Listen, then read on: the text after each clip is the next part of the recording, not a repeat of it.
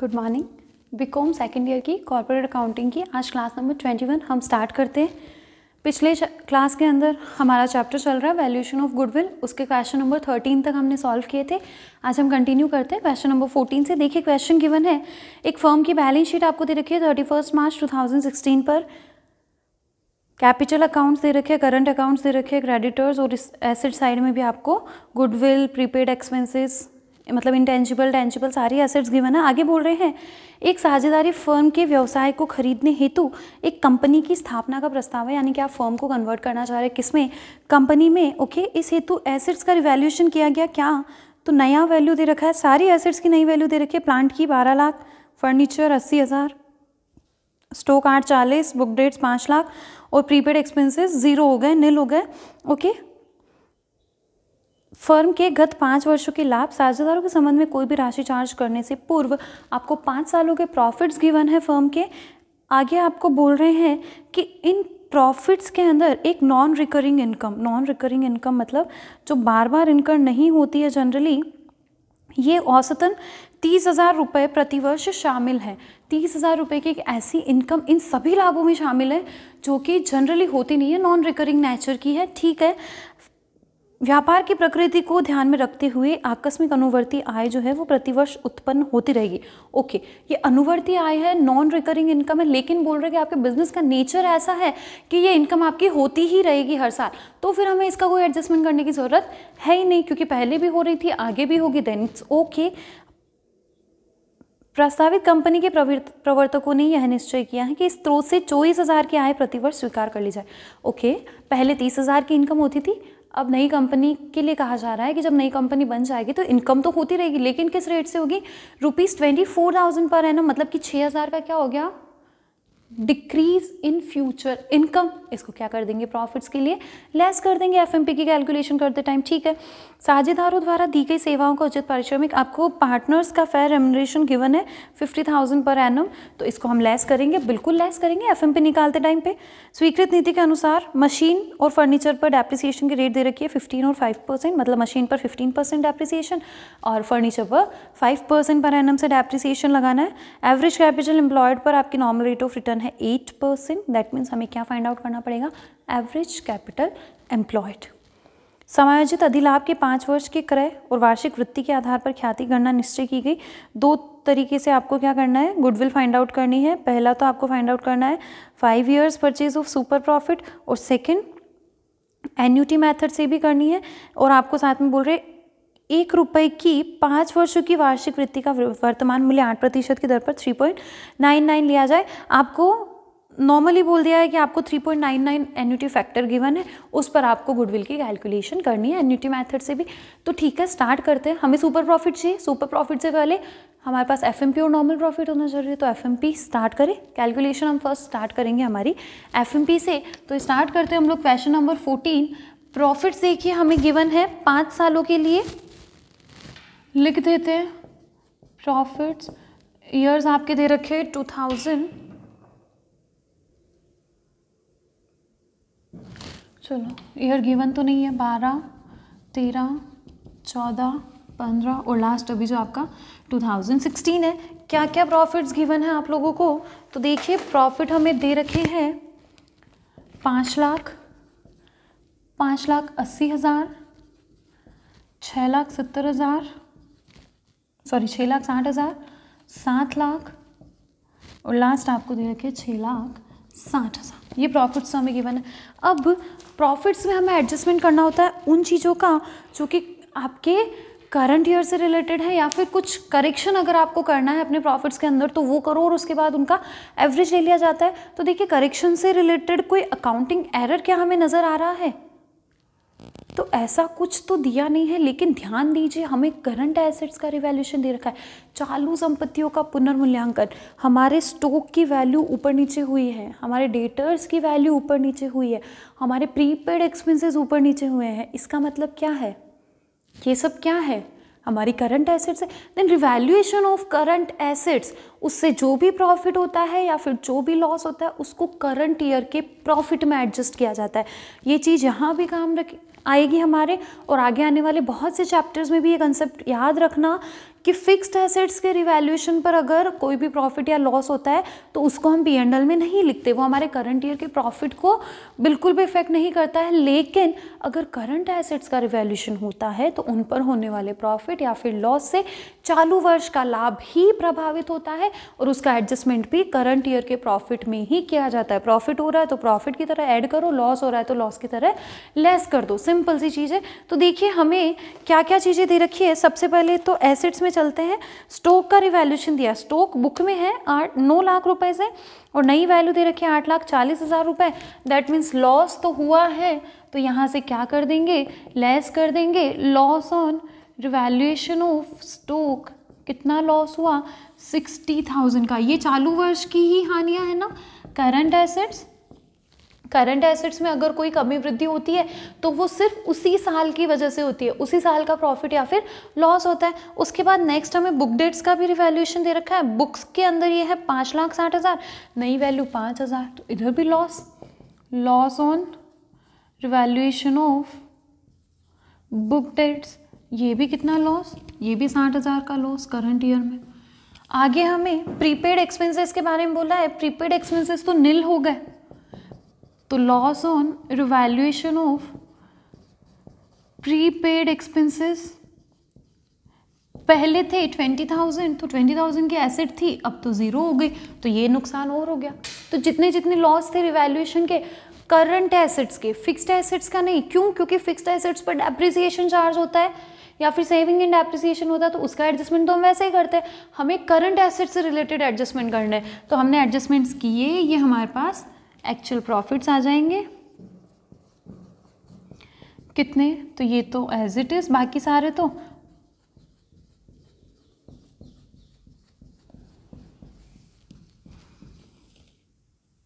Minus करेंगे। 6,60,000 में से 1,40,000, तो ये बचते हैं 5,20,000 रुपए। अब देखिए कि प्रॉफिट्स यहाँ तक बढ़े बढ़े बढ़े लेकिन यहाँ कम हो गए। दैट मीन्स हम वेटेड एवरेज तो ले नहीं सकते, हमें क्या करना पड़ेगा, बिल्कुल सिंपल एवरेज लेना है। सिंपल एवरेज कैसे लिया जाएगा, तो 5 लाख, इस तरीके से 5 सालों के जितने भी प्रॉफिट्स हैं उन प्रॉफिट्स को कर दो ऐड और फिर लास्ट में डिवाइड कर दो 5 से। हमारे पास क्या आ जाएंगे, एवरेज प्रॉफिट्स आ जाएंगे। तो एवरेज प्रॉफिट हमारे आते हैं ₹5,92,000। चलिए एक कैलकुलेशन हो गई एवरेज प्रॉफिट्स की। अब हम कैलकुलेट कर लेते हैं फ्यूचर मेंटेनेबल प्रॉफिट। इसके लिए सबसे पहले लिखेंगे एवरेज प्रॉफिट, कितना गिवन है, एवरेज प्रॉफिट हमारा आया है 5,92,000। अब इसमें फ्यूचर से रिलेटेड एडजस्टमेंट्स करने हैं, तो देखिए एक इनकम हमें बोल रहे हैं कि ऐसी इनकम है जो कि पहले 30,000 रुपये से पर एनम के हिसाब से होती थी, पर अब वो इनकम आपकी जो है ना फ्यूचर में सिर्फ 24,000 पर एनम से होने वाली है। That means decrease in income, कितना नुकसान होने वाला है आपको, मतलब कितनी इनकम में कमी आने वाली है, तो ₹6,000 की। इसके अलावा पार्टनर का रेम्यूनरेशन दे रखा है, वो लास्ट में लेस करेंगे। अब देखिए डेप्रिसिएशन के बारे में इंफॉर्मेशन है आपको, मशीन और फर्नीचर दोनों का रिवैल्यूएशन दिया, दोनों पर आपको डेप्रिसिएशन की रेट भी दे रखी है। मतलब या तो एडिशनल डेप्रिसिएशन होगा या तो सेविंग इन डेप्रिसिएशन होगा, कुछ ना कुछ तो होगा। तो उसके लिए हम क्या कर लेते हैं, यहाँ पर अपना एक वर्किंग नोट बना लेते हैं। देखिए मैंने डेप्रिसिएशन का नोट बनाना सिखाया है आप लोगों को। कैलकुलेशन ऑफ एडिशनल और सेविंग्स इन डेप्रिसिएशन कैसे नोट बनाते हैं, सबसे पहले हम लिखते हैं नेम ऑफ एसेट। कौन सी एसेट है आपकी, तो 2 एसेट्स हैं हमारी, एक तो है मशीन, दूसरा आपका एसेट है फर्नीचर। दोनों पर रेट ऑफ डेप्रिसिएशंस भी गिवन है अलग अलग। अब हम लिखेंगे एक बार इनकी बुक वैल्यू, फिर इनकी revalued price, then book value. जो हमारी बैलेंस शीट के अंदर गिवन है, मशीन हमें दे रखी है 14 लाख रुपए से, सॉरी प्लांट एंड मशीन जो भी, वो हमें दे रखा है 14 लाख रुपए से, और 60,000 रुपए से हमें क्या दे रखी है, फर्नीचर दे रखी है। ये 14 लाख, ये 60,000।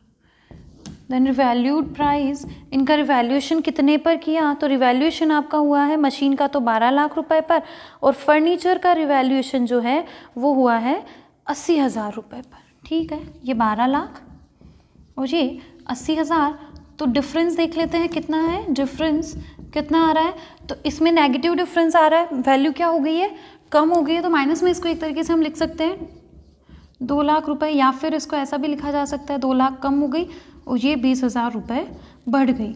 अब यहाँ पर रेट ऑफ डेप्रिसिएशन कितनी, मशीन पर या प्लांट पर 15% और फर्नीचर पर 5%, यही गिवन है क्वेश्चन के अंदर 5%, हाँ 15% और 5%। तो देखिए जिसकी वैल्यू बढ़ी है उस पर तो डेप्रिसिएशन भी एडिशनल होगा और जिसकी वैल्यू कम हुई है उस पर सेविंग हो जाएगी। देन एडिशनल और सेविंग कैलकुलेट कर लेते हैं। मशीन प्लांट की वैल्यू कम हुई है, दैट मीन्स सेविंग होगी डेप्रिसिएशन में 30,000 की, फर्नीचर की वैल्यू बढ़ी है, दैट मीन्स 1,000 रुपीज़ का डेप्रिसिएशन एडिशनल होगा, तो एडिशनल भी 1,000 और 30,000 की सेविंग इन डेप्रिसिएशन। सिंपल सी चीज़ है। अब हम क्या कर लेंगे, इसको अपने एफएमपी की कैलकुलेशन में कंसिडर करते हैं। देखिए सेविंग्स इन डेप्रिसिएशन, फ्यूचर में प्रॉफिट होगा, खर्चा कम होगा, लॉस कम होगा, देन सेविंग्स इन डेप्रिसिएशन कितना 30,000 ऐड कर दो। एडिशनल डेप्रिसिएशन, फ्यूचर में क्या होने वाला है, ज़्यादा खर्चा लगने वाला है डेप्रिसिएशन का, प्रॉफिट्स कम होंगे, कितने 1,000, यहाँ तक कर दिया। अब इसमें से और लेस कर देंगे, पार्टनर्स फेयर रेम्यूनरेशन कितना गिवन है, देन 50,000 पर एनम। ये सारी डिटेल्स हमें गिवन है, बस इसके अलावा और कुछ भी नहीं दिया हुआ है क्वेश्चन में। ये सब कुछ हमने किया, हमारे पास क्या आ जाएगा, फ्यूचर मेंटेनेबल प्रॉफिट। समझ में आई चीज़, एडिशनल सेविंग वाला कंसेप्ट समझ में आया। तो एफएमपी हमारा यहाँ पर निकल जाएगा, एफएमपी हमारा आएगा 5,65,000।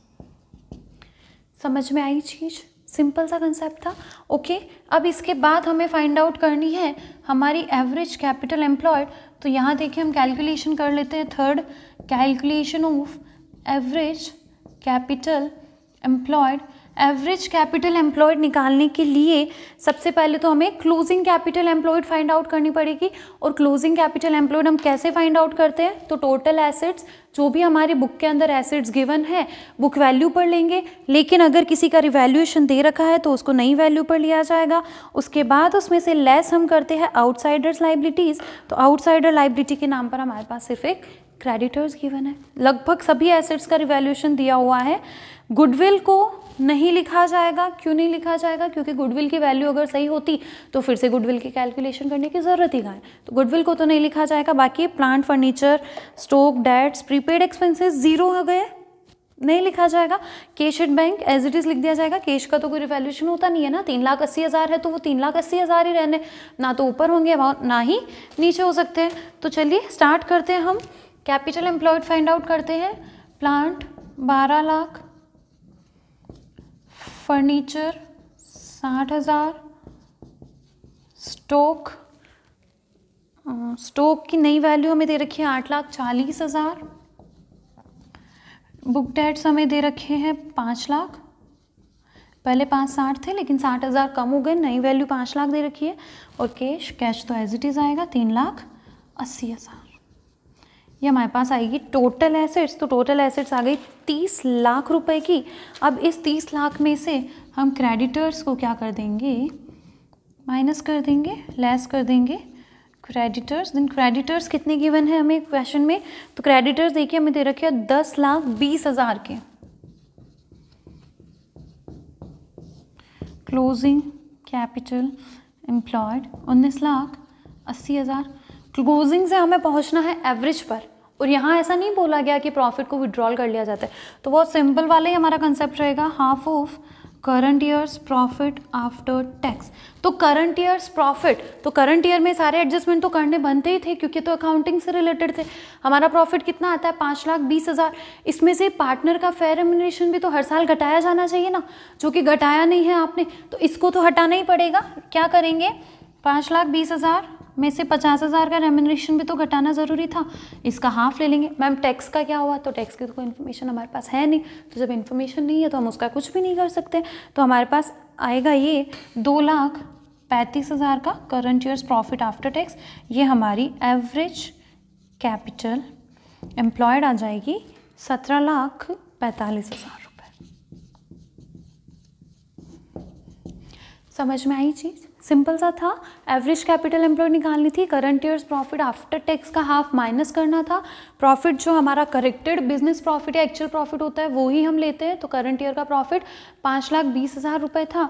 अब इसमें से हमने फेयर रेम्यूनरेशन टू पार्टनर्स को माइनस किया, क्योंकि बिजनेस के एक्सपेंसेस की आइटम होती है, इसको घटाना ही होता है, तभी आपके एक्चुअल प्रॉफिट्स आते हैं और उसका हाफ हमने क्या कर दिया, माइनस कर दिया। यहाँ से हमारे पास एफएमपी है 5,65,000, एवरेज कैपिटल एम्प्लॉयड आ गई, एनआरआर वैसे ही क्वेश्चन के अंदर गिवन है 8%। देन हमारे पास आ जाएगा fourth, normal profit is equals to average capital employed into NRR upon 100। तो एवरेज कैपिटल एम्प्लॉयड हमारी 17,45,000 इंटू 8 अपॉन 100। तो ये हमारे प्रॉफिट्स आ जाएंगे 1,39,600 के, 1,39,600 के। अब इससे हम फाइंड आउट कर लेंगे सुपर प्रॉफिट। तो सुपर प्रॉफिट का simple formula, super profit is equals to future maintainable profit minus normal profit, means 5,65,000 minus 1,39,600 is equals to rupees 4,25,400। अब हमें गुडविल फाइंड आउट करनी है दो मेथड से, एक तो 5 years purchase of super profit, then goodwill की कैलकुलेशन करते हैं। First goodwill is equals to super profit into 5, super profit 4,25,400 into 5 is equals to 21,27,000। Second goodwill is equals to super profit into annuity factor, जो कि हमें question में 3.99 given है, then 425,400 into 3.99 is equals to rupees 16,97,346। That is our answer. समझ में आई चीज? Question number 14 हमारा। इस क्वेश्चन के अंदर आई थिंक गुडविल के चैप्टर से रिलेटेड लगभग सारे कंसेप्ट्स आ गए। करंट एसेट्स का रिवैल्यूएशन भी आ गया, हमारी एवरेज कैपिटल एम्प्लॉयड निकालनी भूल गया, एडिशनल और सेविंग इन डेप्रिसिएशंस भी आ गए, फ्यूचर इनकम में एडजस्टमेंट्स भी आ गए, उसके अलावा एन्यूटी मेथड से भी आ गया। एन्यूटी फैक्टर आपको गिवन था, नहीं भी गिवन होता है तो हम एन्यूटी फैक्टर निकाल सकते हैं। तो ये था हमारा chapter question number 14। I hope आप लोगों को ये क्लियर होगा। देखिए अगला क्वेश्चन हम स्टार्ट करते हैं, क्वेश्चन नंबर 15। एक बार नोट कर लीजिए आप।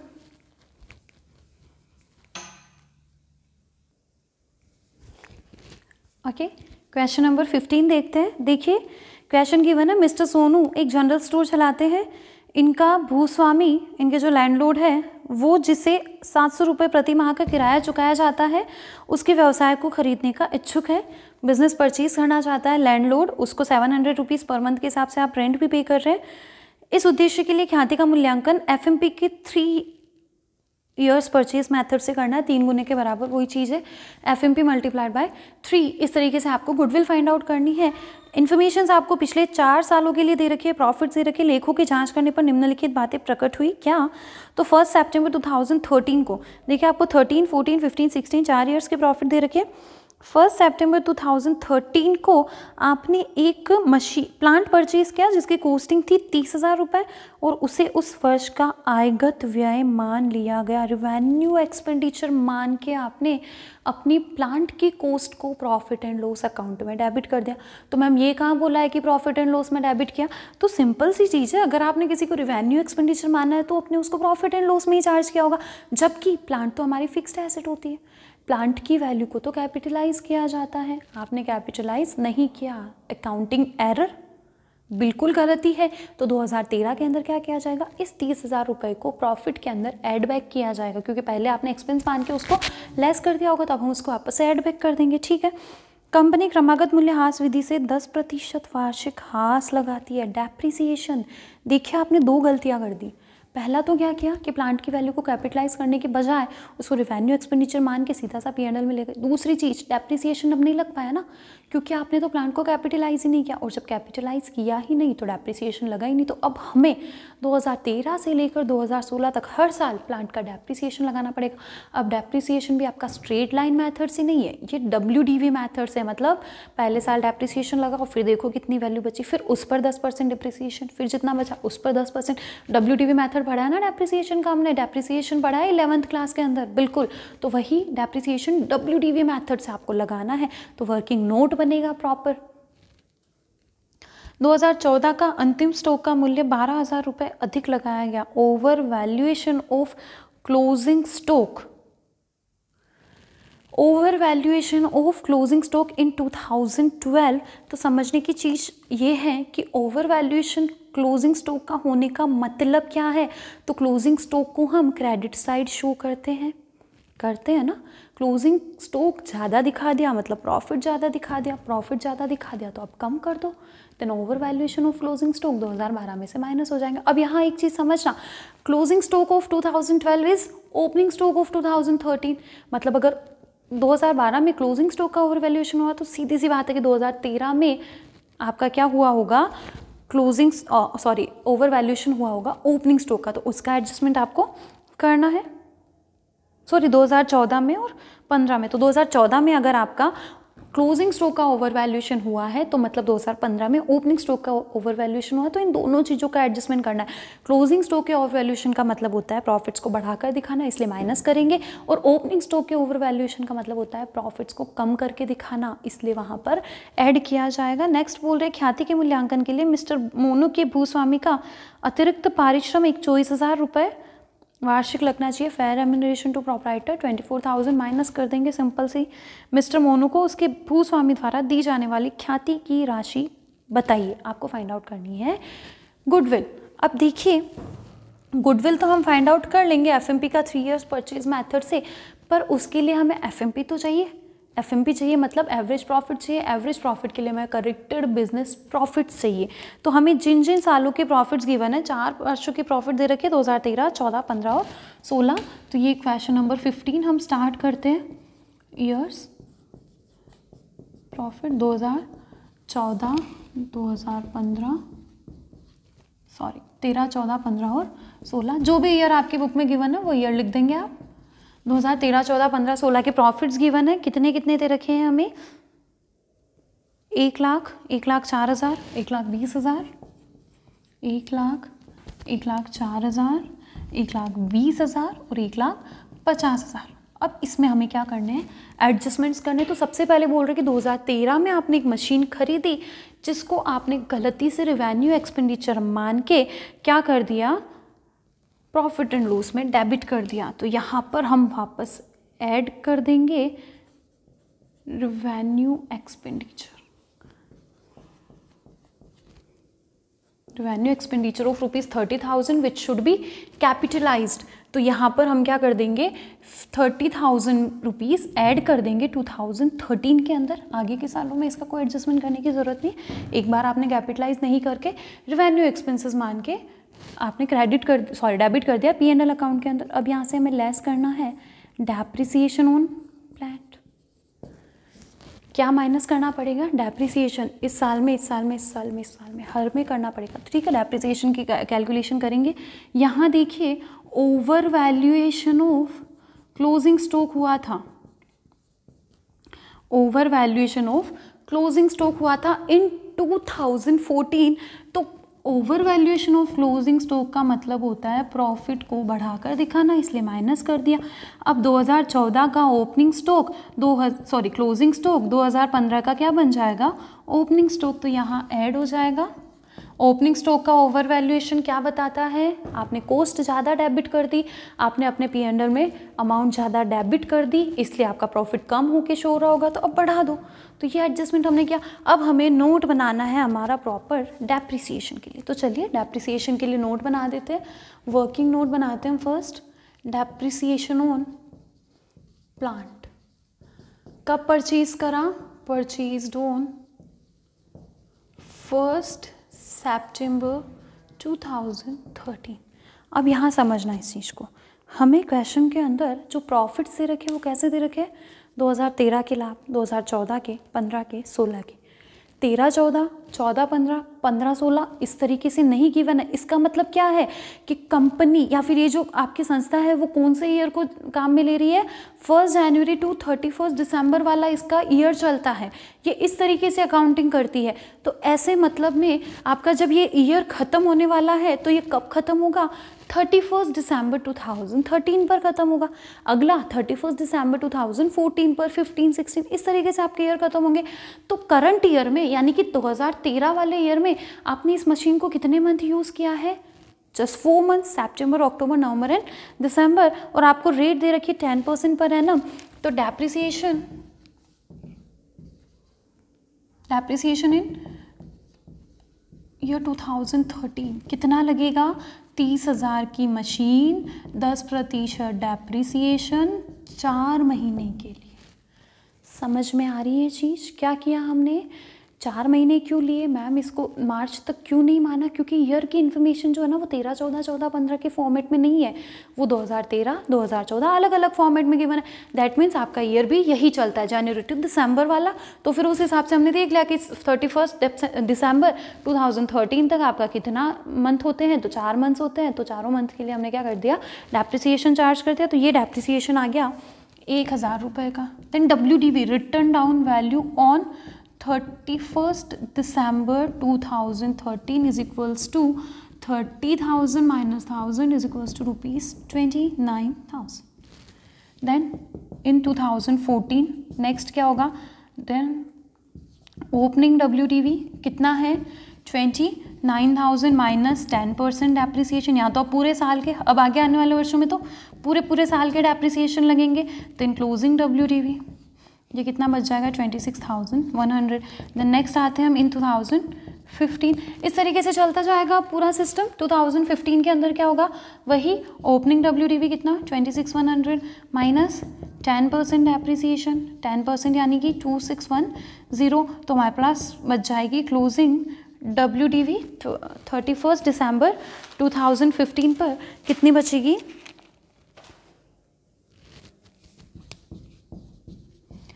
अब 2016 जो हमारा फाइनल ईयर है इसमें ओपनिंग WDV कितना, 23,490, इस पर 10% डेप्रिसिएशन कितना बनता है, 2349। अब लेस करके क्लोजिंग WDV निकालो तो भी ओके, नहीं निकालो तो भी, क्योंकि उसकी हमें ज़रूरत है नहीं। वैसे हमारा डेप्रिसिएशन कितना आ गया, 2349। देखो चारों सालों के डेप्रिसिएशन हमने निकाल लिए, तो एक एक करके लिखते जाओ। इसमें 1,000, इसमें 2,900, फिर 2,610 और 2,349। यहाँ लिख देना वैल्यू जो भी आती है। समझ में आई चीज़? क्या किया हमने, डेप्रिसिएशन फाइंड आउट करना था, नोट बनाया प्रॉपर, हमारे पास क्या आ गया, डेप्रिसिएशन आ गया चारों ईयर्स का प्लांट का। अब हमारे पास बचते हैं जो वो है हमारे करेक्टेड बिजनेस प्रॉफिट्स। तो कितना बचता है, तो ये है 1,29,000, 89,100, 1,29,390, 1,47,651। ये हमारे बिजनेस प्रॉफिट्स है, करेक्टेड बिजनेस प्रॉफिट्स। एवरेज निकालेंगे, देखिए प्रॉफिट बढ़ते हुए क्रम में ऐसा कुछ नहीं है, तो हम इनका वेटेड एवरेज तो ले ही नहीं सकते, क्या ले लेंगे, सिंपल एवरेज ही ले लेंगे। तो ठीक है, चारों को ऐड करके डिवाइड कर दो 4 से, हमारे पास एवरेज प्रॉफिट्स आ जाएंगे 1,23,785। अब हमें फाइंड आउट करना है, ये फर्स्ट हो गया। जैसे second, calculation of future maintainable profit.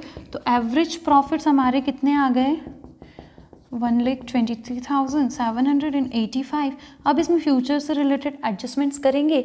तो हमें क्या बोला हुआ है, सबसे पहले तो हम बोल रहे हैं कि रेंट देता है वो पर्सन 700 रुपये पर मंथ का। फ्यूचर में रेंट देने की ज़रूरत उसको नहीं पड़ेगी ना, क्यों, क्योंकि रेंट तो उसका खुद, दुकान तो उसकी खुद की है, खुद की दुकान के लिए थोड़ी ना कोई रेंट देगा। तो रेंट का एक्सपेंसेस बच गया आपका, सेविंग्स इन रेंट हो गया। उसके बाद प्रोप्राइटर का एक रेम्यूनरेशन आपको गिवन है, प्रोप्राइटर्स रेम्यूनरेशन की 24,000 पर एनम के हिसाब से उसे क्या मिलना चाहिए, रेम्यूनरेशन मिलना चाहिए। अब एक चीज़ ध्यान दीजिए कि आपकी बिल्डिंग है, आपने ले ली, आपकी बिल्डिंग आपने ले ली, तो अपनी एसेट पर तो डेप्रिसिएशन लगाना पड़ता है। बहुत सीधी सी बात है ना, पहले बिल्डिंग उस पर्सन की नहीं थी, इसलिए वो मिस्टर मोनू जो थे वो डेप्रिसिएशन चार्ज नहीं करते होंगे प्रॉफिट्स के अंदर। सिंपल सी बात है, वो रेंट चार्ज करते थे तो रेंट को तो हमने एड बैक कर दिया, तो डेप्रिसिएशन तो लेस कीजिए। तो अब हमें तो बिल्डिंग की वैल्यू भी नहीं दे रखी है, हमें तो रेट ऑफ डेप्रिसिएशन भी नहीं दे रखी है, तो यहाँ एक अजम्पशन लिया जाता है, depreciation is equals to rent. तो डेप्रिसिएशन ऑफ बिल्डिंग क्या मान लिया जाएगा कि जितना आप रेंट ले रहे हो ना उतना ही डेप्रिसिएशन भी लगेगा। तो ये माइनस करके हम यहाँ पर निकालते हैं फ्यूचर मेंटेनेबल प्रॉफिट, तो ये हमारा आएगा 99,785। इसका प्रॉपर नोट लिखा जाएगा कि सूचना के अभाव में डेप्रिसिएशन को किराए के बराबर माना गया, क्योंकि डेप्रिसिएशन लगाना आवश्यक है। आवश्यक क्यों है? क्योंकि हमारी बिल्डिंग जो है अगर वो हमारी एसेट के रूप में बिजनेस में आती है तो उस पर डेप्रिसिएशन तो चार्ज होना ही होना चाहिए। तो हमारे पास क्या आ गया? एफएमपी। थर्ड लास्ट कैलकुलेशन करनी है गुडविल। गुडविल क्या बोले हैं? FMP into 3 then is equals to 99,785 into 3। हमारी गुडविल आ जाएगी 2,99,355। समझ में आई चीज़? सिंपल। ये अजम्पशन के लिए नोट लिखना कि depreciation on building is equals to rent of building माना गया है, क्योंकि डेप्रिसिएशन चार्ज करना ज़रूरी है। जब आपकी अपनी एसेट होती है तो डेप्रिसिएशन भी लगाना ही पड़ता है। तो ये हमारा क्वेश्चन नंबर 15 कंप्लीट। देखिए question number 16। X limited Y limited की व्यापार को खरीदना चाहती है। वाई लिमिटेड की बैलेंस शीट आपको गिवन है क्वेश्चन के अंदर। इन्वेस्टमेंट इन 6% गवर्नमेंट सिक्योरिटीज़ दे रखा है। एसेट साइड ध्यान देखो, जिसमें कि फेस वैल्यू 1,50,000 और कॉस्ट है 1,50,800। तो ध्यान देना कि गवर्नमेंट सिक्योरिटीज़ पर जो इनकम होती है ना 1,50,000 का 6% हर साल की जो इनकम है उसको आपको प्रॉफिट में से घटाना पड़ेगा। सेकंड चीज़, जब आप कैपिटल एम्प्लॉयड की कैलकुलेशन करते हैं तो फिर 1,50,800 को भी नहीं लिया जाएगा। गत 5 वर्षों के लाभ आपको दे रखे हैं। इस प्रकार के व्यवसाय में अंतिम विनियोजित पूंजी पर 10% की प्रत्याय उचित मानी जाती है। That means closing capital employed पर ही लेना, एवरेज निकालने की टेंशन ही नहीं है। NRR 10% होगी। उस राशि का सुझाव दीजिए जो कि एक्स लिमिटेड द्वारा ख्याति के लिए भुगतान किया जाए। आप अधिलाभों के 5 वर्षों की क्रय विधि, अधिलाभों के पूंजीकरण की विधि और अधिलाभों की 5 वर्षों की वार्षिक वृत्ति विधि, तीनों को आपको लेना है और उसके साथ आपको गुडविल फाइंड आउट करनी है और फेयर वैल्यू बतानी है गुडविल की। तो फेयर वैल्यू कौन सी होगी? जो एन्युटी मेथड से आएगी। अब करना क्या है क्वेश्चन के अंदर? तो बहुत सिंपल सा क्वेश्चन है। देखिए एवरेज प्रॉफिट निकाल लो। सबसे पहले तो 5 सालों के प्रॉफिट दे रखे, उसमें से income from non trade investment को लेस करो और आप अपने एवरेज प्रॉफिट फाइंड आउट कर लो। एवरेज प्रॉफिट देख लेना कि अगर प्रॉफिट हमारे बढ़ते हुए क्रम में आ रहे हैं तो फिर आपको वेटेड एवरेज लेना है, और अगर प्रॉफिट बढ़ते हुए क्रम में नहीं आ रहे हैं तो सिंपल एवरेज लेके निकाल दो। उसके बाद फ्यूचर से रिलेटेड कहीं कोई एडजस्टमेंट दिखाई देता नहीं है तो वही एवरेज प्रॉफिट, वही FMP, average capital closing capital employed निकालनी है। तो बहुत सिंपल, एसेट्स को ऐड करो। एसेट्स में investment from in government securities को ऐड नहीं किया जाएगा, रिमेनिंग को ऐड करो, करंट लाइबिलिटीज़ माइनस करो, आपके पास आ जाएंगे क्या? कैपिटल एम्प्लॉयड, उस पर 10% लगाया। NRR हमारे पास नॉर्मल प्रॉफिट, एफएमपी आ गया, नॉर्मल प्रॉफिट आ गया, सुपर प्रॉफिट निकाल लो और फिर तो गुडविल निकालना कहीं टफ है ही नहीं, तो निकाल लेंगे आप गुडविल खुद से। बिल्कुल। थर्ड मेथड जो आपको एन्युटी मेथड दे रखा है उसमें ध्यान देना 5 वर्षों की क्रय विधि, तो एन तो हमारा 5 है और रेट हमारी 10 रहेगी जो NRR की, उसके हिसाब से पहले तो एन्युटी फैक्टर निकाल लेना और फिर गुडविल हम फाइंड आउट आराम से कर पाएंगे। तो क्वेश्चन नंबर 16 आप लोगों का होमवर्क है। क्वेश्चन नंबर 17 देखिए। 31 मार्च 2017 को balance sheet of x limited given है हमें। ओके, आगे बोल रहे हैं profit after depreciation and tax हमें दे रखे हैं 5 साल के, अच्छी बात है। 31 मार्च 2017 को लैंड एंड बिल्डिंग का रिवैल्यूएशन किया गया 6 लाख पर, प्लांट एंड मशीनरी का रिवैल्यूएशन किया गया 3,60,000 पर। व्यापार की प्रकृति को देखते हुए इस कंपनी में क्लोजिंग कैपिटल एम्प्लॉयड पर 16% रेट है आपकी normal rate of return. Then यहाँ पर भी क्लोजिंग कैपिटल एम्प्लॉयड और NRR कितना दिया है? 16%। ओके। ख्याति का मूल्यांकन अधिलाभों के 5 वर्षों की वार्षिकी के आधार पर, यानी कि एन्युटी ऑफ सुपर प्रॉफिट वहाँ से करना है। मेथड आपका ये है। अतिरिक्त मूल्यह्रास का ध्यान नहीं रखना है, इग्नोर एडिशनल डेप्रिसिएशन, तो फिर डेप्रिसिएशन की तो टेंशन ही नहीं। ख्याति का मूल्य ज्ञात कीजिए। ये क्वेश्चन भी आप लोगों का होमवर्क रहेगा, देखिएगा। पहले तो जो प्रॉफिट्स दे रखे हैं, कोई भी नॉन ट्रेड इन्वेस्टमेंट जैसा भी कुछ नहीं है इस क्वेश्चन के अंदर, तो बिल्कुल तो जो भी प्रॉफिट्स आपको गिवन है उसका सिंपल सा एवरेज निकाल लो, और प्रॉफिट भी घटते बढ़ते क्रम में है तो सिंपल एवरेज ही निकलेगा, और वही आपका क्या आ जाएगा, फ्यूचर मेंटेनेबल प्रॉफिट, क्योंकि एडिशनल और सेविंग्स को तो ध्यान में रखना ही नहीं है, रेट भी नहीं दे रखी है डेप्रिसिएशन की। उसके बाद आप जब कैपिटल एम्प्लॉयड कैलकुलेट करेंगे तो ध्यान देना कि प्रीलिमिनरी एक्सपेंसेस को नहीं लिखा जाएगा, क्योंकि वो फिक्टिशियस एसेट होती है। उसके अलावा की चारों एसेट्स जो है उनको लिखो और माइनस कर दो लाइबिलिटीज़। तो लाइबिलिटीज़ में तो नॉन करंट तो कुछ है नहीं, करंट में 3 लाइबिलिटी दे रखे, तीनों आउटसाइडर है, तीनों को लेस करो, आपकी closing capital employed NRR apply करो, नॉर्मल प्रॉफिट माइनस करो सुपर प्रॉफिट, और एन्युटी मेथड से गुडविल फाइंड आउट हो जाएगी। तो ये क्वेश्चन नंबर 16 और क्वेश्चन नंबर 17 दोनों आप लोगों के लिए होमवर्क रहेंगे। तो बच्चे इस चैप्टर के जो क्वेश्चन है 18, 19, 20, 21 4 क्वेश्चंस बच रहे हैं। नेक्स्ट क्लास के हम कंटिन्यू करेंगे इन क्वेश्चंस को। तो क्वेश्चन नंबर 17 तक अब तक सभी की नोटबुक्स में क्वेश्चन बिल्कुल हो जानी चाहिए। कहीं कोई प्रॉब्लम आती है तो आप मुझे पूछ सकते हैं, अदरवाइज क्वेश्चन बहुत सिंपल है, जिसमें भी थोड़ा बहुत कुछ पॉइंट है वो क्वेश्चन मैं वैसे भी आपको सॉल्व करवा ही रही हूँ।